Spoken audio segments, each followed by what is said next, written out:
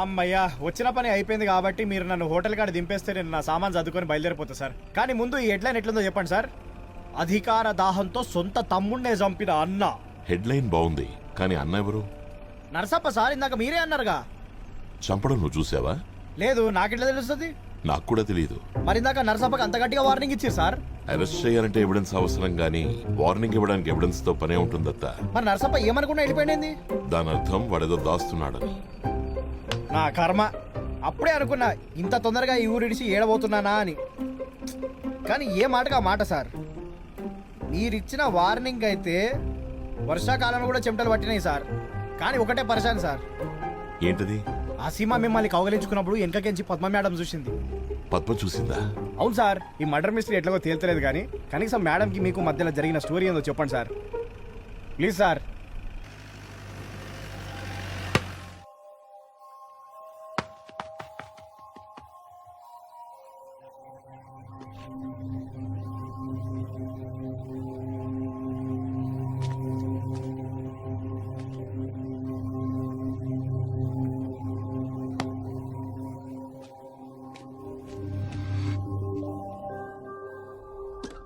ప్రభుత్వం డిమాండ్లు నెరవేర్చేదంతా ఇప్పటికే చేసి ఉండేది.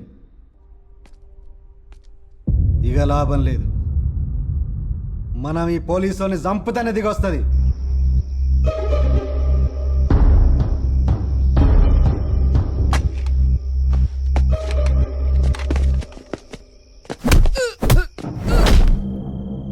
పోలీసులు నేతల కుక్కలు, వీళ్ళని చంపితే ఏమొస్తుంది?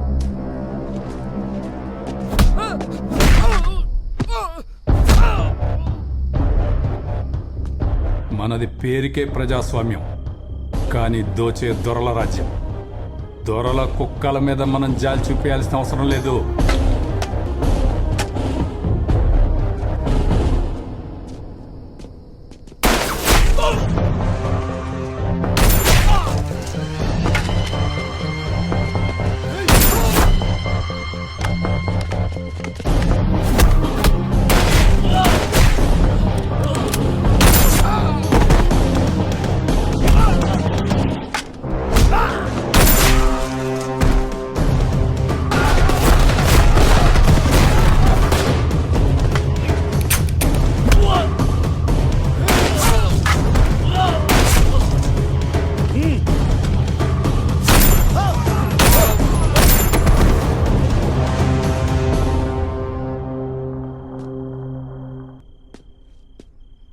రావద్దు.